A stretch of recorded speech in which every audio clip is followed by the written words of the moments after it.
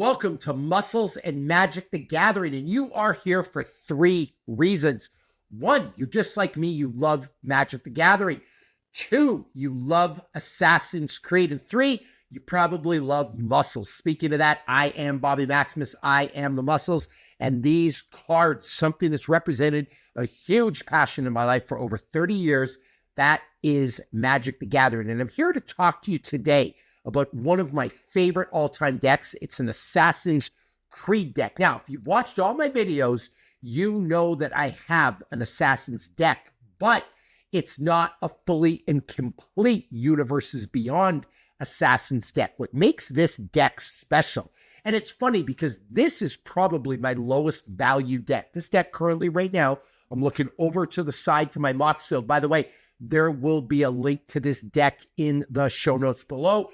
And on my Mox field, you can find a link to all my decks. Right now, I have 56 full Commander decks, but this deck comes in at $397.96. It's my lowest value deck, but honestly, it's one of my favorites because I built it with a simple rule in place. It had to contain only cards from the Assassin's Creed Universes Beyond set. You can see right here the symbol. If it's not an Assassin's Creed card, it couldn't go in this deck. And putting that kind of restriction on deck building made this an absolute blast to build. I find sometimes when I get stuck in is when I go to build a deck, I'm taking the same cards and putting them in the deck. If I've got black, I'm going to have a Demonic Tutor. I'm going to have a Vampiric Tutor, and I'm lucky enough to have a bunch of those cards. If I've got green, I'm always going to put a Sylvan Library. If I have white, I'm always going to put a Swords to Plowshares or a Path to Exile.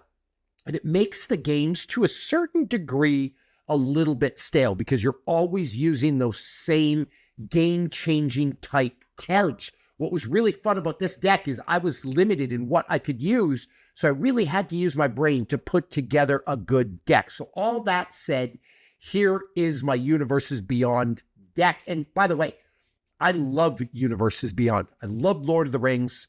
I loved Fallout. I absolutely loved Assassin's Creed. It's one of my favorite video games of all time. Final Fantasy might turn out to be the greatest Magic the Gathering set of all time, but I am here for everything Universes Beyond. So let's dive in. Our commander is Ezio, Auditore da Firenze. He's got Menace, and assassin spells you cast have free running. Whenever Ezio deals combat damage to a player, you may pay a white, a blue, a black, a red, and a green. And if that player has 10 or less life, when you do that, player loses the game. So this card's got a great win condition in it, and there's a lot of synergy with your assassins. And I've got a beautiful printing of this card here.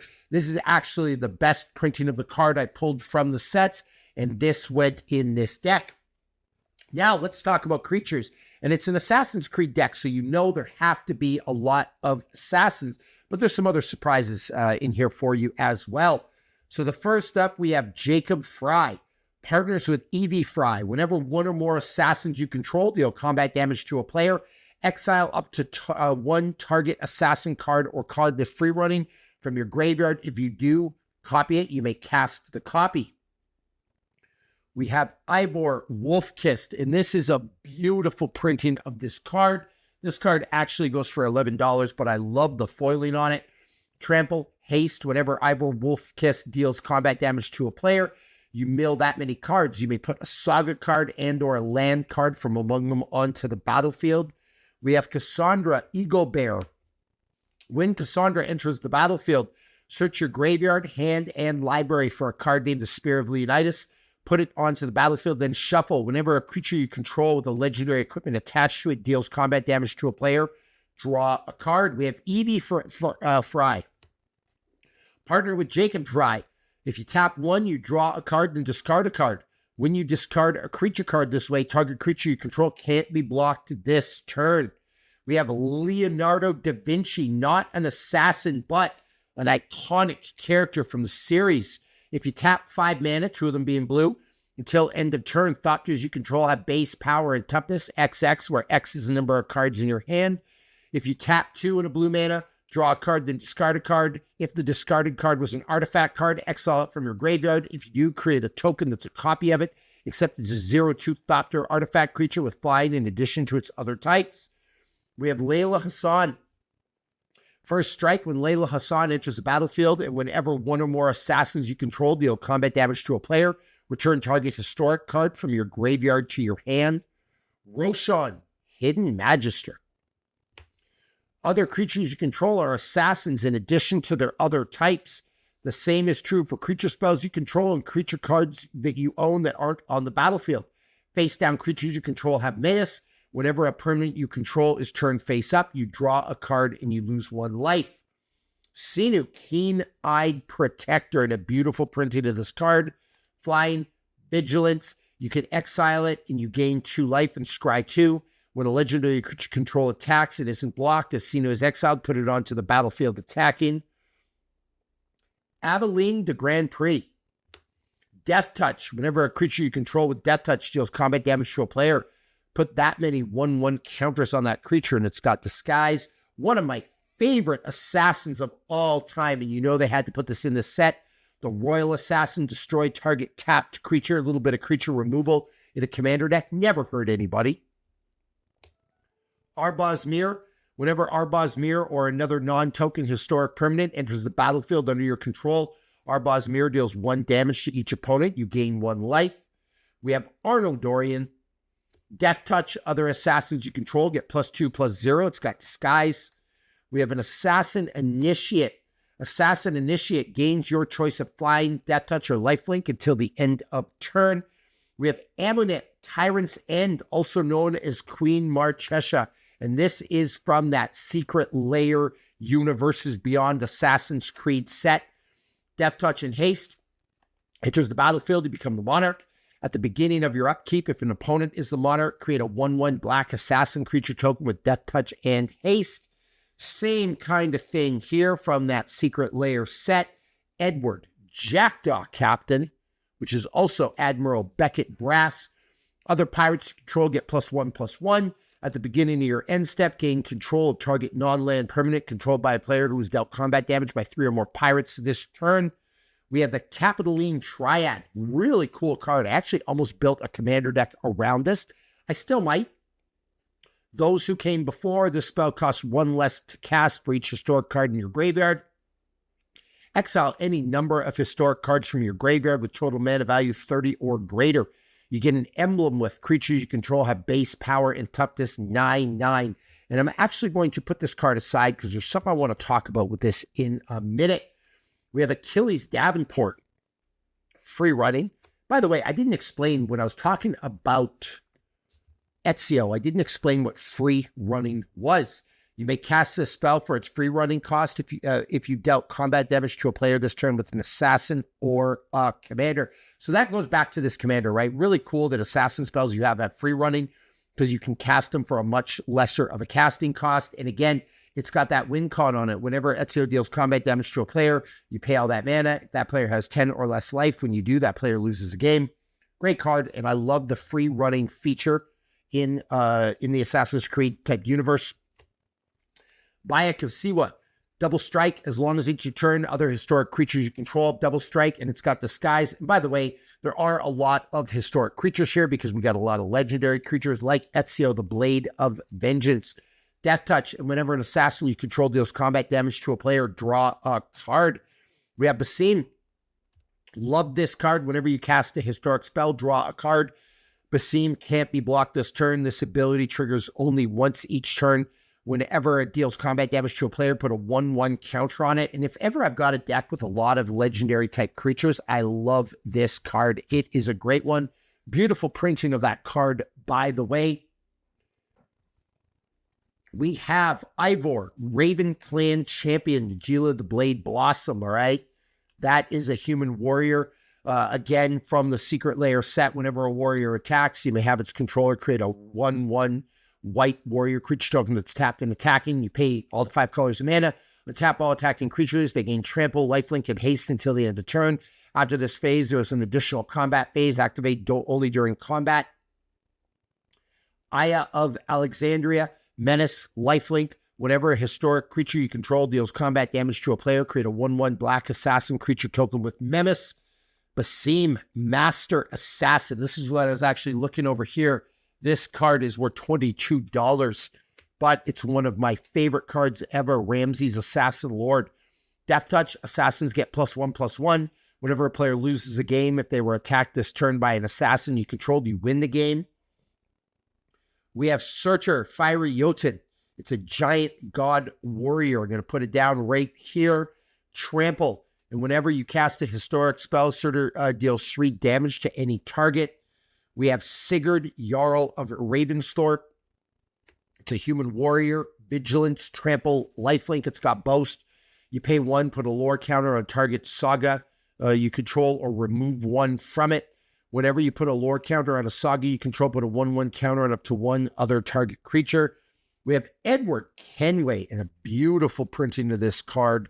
At the beginning of your end step, create a treasure token for each tapped assassin, pirate, and or vehicle you control.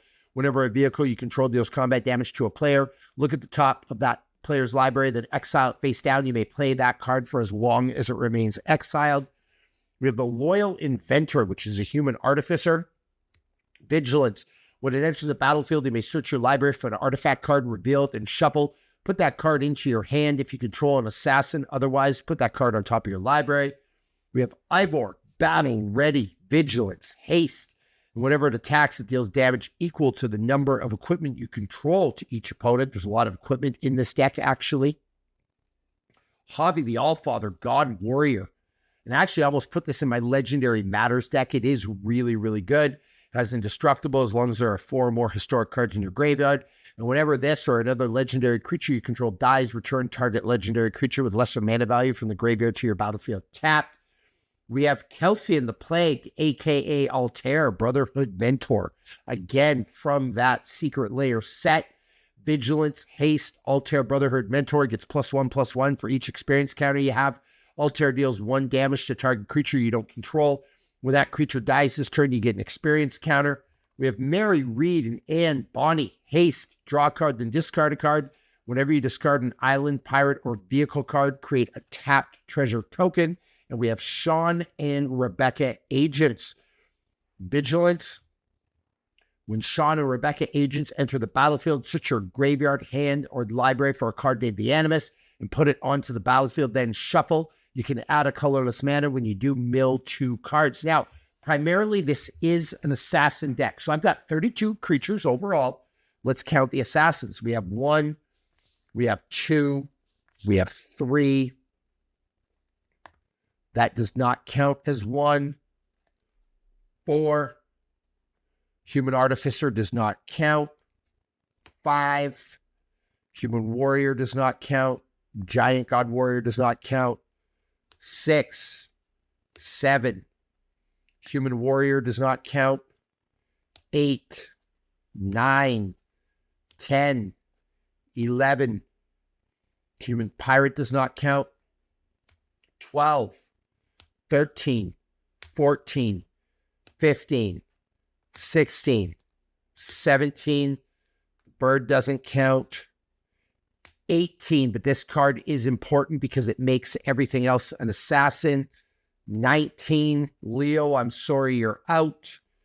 20, 21, 22, 23. So we have 23 total assassins out of 32 creatures. So it does end up being an assassin, tribal assassin, kinfolk type deck.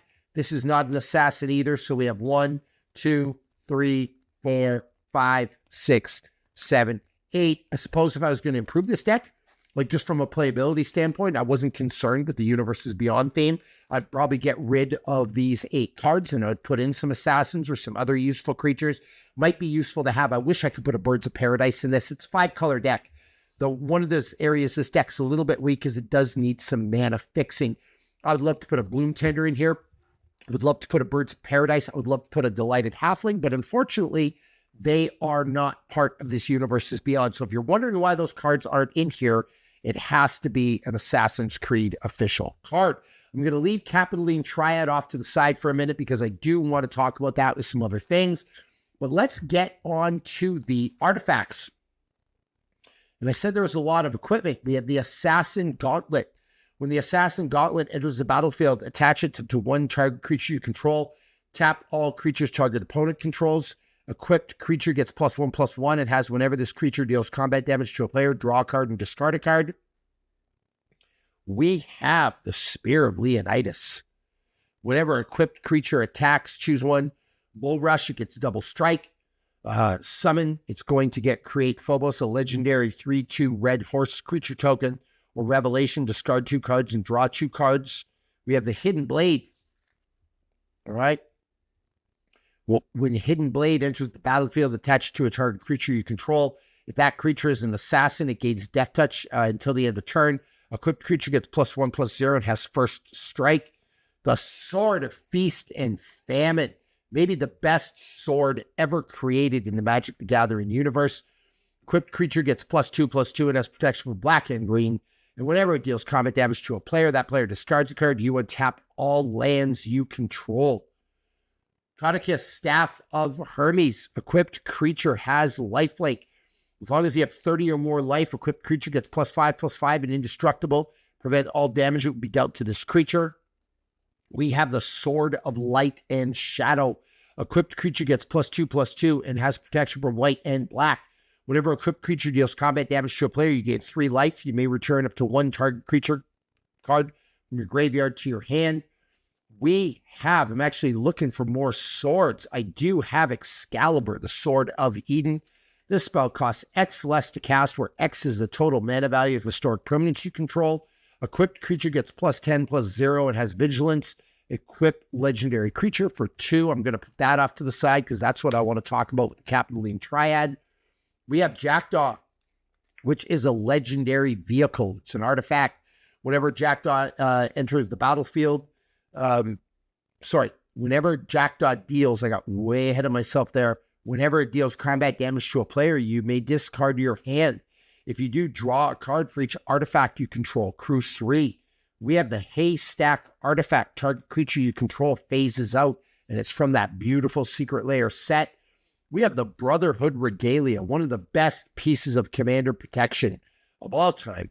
Equipped creature has Ward 2, is an assassin in addition to its other types and can't be blocked. Equip legendary creature 1. All right. Adrestia, another vehicle. Island Walk. Whenever Adrestia attacks, if an assassin crewed this turn, draw a card. It becomes an assassin in addition to its other types until end of turn. Molnir, the Stormhammer. When Molnir enters the battlefield, attach it to target legendary creature you control. Whenever a equipped creature attacks, tap target creature defending player controls and put a stun counter on it. Then Molnir deals damage to each opponent equal to the number of tapped creatures that opponent controls. The Staff of Eden, the Bolt Key, and a beautiful version of this card. When Staff of Eden, Bolt's Key, enters the battlefield, put target legendary permanent card not named this from a graveyard onto the battlefield under your control. You can draw a card for each permanent you control but don't own. We have a Smoke Bomb. Flash, all creatures have Shroud. At the beginning of your upkeep, sacrifice Smoke Bomb. When you do, target creature you control can't be blocked this turn. Crystal Skull, Isu, Spyglass, great for mana ramp and also great for historic cards because you can play them from the top of your library. You know we had to have the Animus Key in Assassin's Creed mythology. At the beginning of your end step, exile up to 1 target legendary creature from a graveyard with the memory counter on it. Till your next turn, target legendary creature you control becomes a copy of target creature card in exile with a memory counter on it. Exile only as a sorcery. And then finally, the Raven Clan War Axe. When Raven Clan War Axe enters the battlefield, you may search your library and or graveyard for a card named Ivor, battle ready, reveal it, put it into your hand. Search your library this way, shuffle. Equipped creature gets +2/+0 and has trample.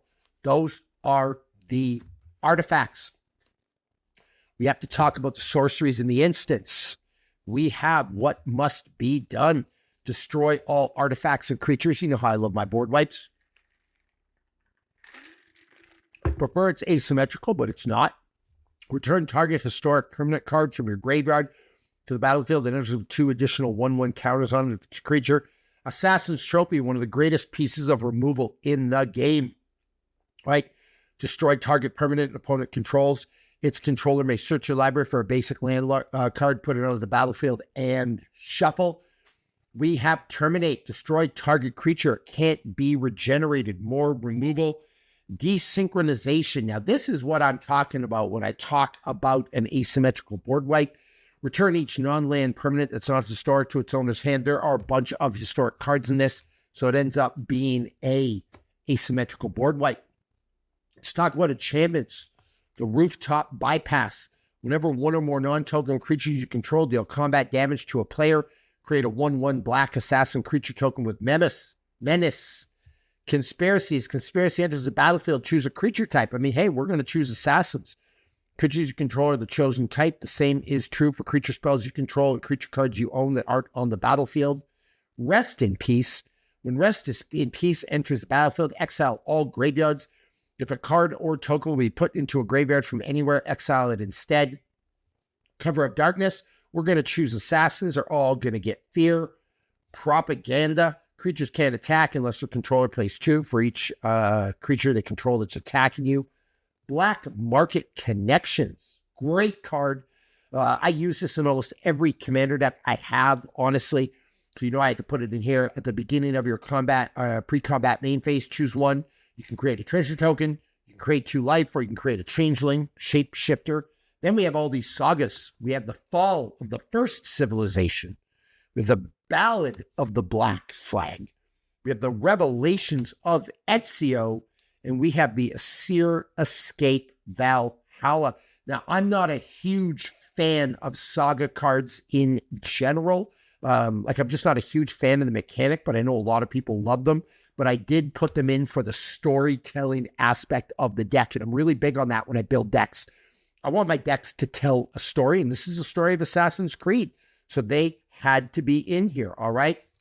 We're going to put those aside, and we have to talk about lands. Now, I'm going to go over the boring lands first, just a bunch of basic lands, all right? We have mountains, we have swamps, we have islands, and every single card in here is an Assassin's Creed official card. That was the rule. They have to say Assassin's Creed. Would I love to put a Gaia's Cradle in here? Sure. I mean, everybody would, right? But it's not Assassin's Creed, so we left it out. We have the Nurturing Peatland. Pay 1 life. You get a black or a green. You can sacrifice it and draw a card. Silent Clearing, same thing, but in white and black. Waterlogged Grove, the green and blue version. The Fiery Islet or Islet, draw a card or get a blue or a red, same kind of thing. We have a Submerged Boneyard. We have a Stone Quarry. Abstergo Entertainment. Add a colorless. Add 1 mana of any color or exile it and return up to 1 target historic card from the graveyard to your hand and exile all graveyards. And Brotherhood Headquarters. Add a colorless mana or add 1 mana of any color. Spend this only to cast an assassin spell. Now that is my Assassin's Creed deck. I was going to call it my Assassin's deck, but I already have an Assassin's deck called the Cover of Darkness. And when you look at how different these decks are, there is a significant difference in them, because in my Cover of Darkness deck, I do have the Birds of Paradise. I do have a Bloom Tender. I do have a Delighted Halfling. I do have more mana fixing. I do have some cards that I would love to include in here, like a Swords to Plowshares or like a Path to Exile or some other cards. You don't run enough removal in your commander decks. Trust me when I tell you that. But the story value of this, I'll rank it. Now, one more piece of kind of metadata for you. I told you I wanted to talk about these cards. Now, this deck, one of the things I normally pay attention to when I build decks is the total mana value of the deck. The total mana value of this deck is 227, which is a lot higher than I want it to be. And we only have 36 lands. A lot of times I like to run a bit higher, usually like a 37 to 38, especially for a 5-color deck. Sometimes with a monocolor deck, I'll run 35 or 34 because I can get away with it. But I digress. The total mana value of this deck is higher than I want it to be. When you look, it's 227. Now, a couple of things with that. Bobby Maximus, what is total mana value? 10 plus 12. There's 22 in these 2 cards alone. You add 3, that's 25. You add 6, that's 31. So that's the total mana value of the deck. And where I use mana value, and I'm actually just pulling up my other Assassin's deck, it's indicative overall. Some people use average mana cost. Some people talk about curve. Total mana value is indicative of how fast your deck's going to move. You see a deck that's like a 150, you know there's a lot of low casting cost stuff in there. It's going to move really fast. I just have clung to total mana value as a gauge. Some people like curve. Again, I like total mana value. But when you look at my original Assassins deck, which is Assassins from everywhere, the total mana value of that deck is down to 184. It moves way faster. It's way more competitive. But again, we've got a Birds of Paradise in it. We've got a Bloom Tender. We have a Kathleen. We have a Calidus Assassin. That's from that Warhammer set. We've got Urtata the Silencer. We have a bunch of these low casting cost. Here, Ophelia, Viper Whisperer. We have a bunch of these low casting cost cards. We also have an Enlightened Tutor. We have a Fierce Guardianship. We have a Vampiric Tutor. We have an Underworld Breach. Like, it's just a totally different deck, all right? For this, had to be Assassin's Creed themed, so I was willing to let go of a little bit of the competitiveness, again, to just get Assassin's Creed cards in here.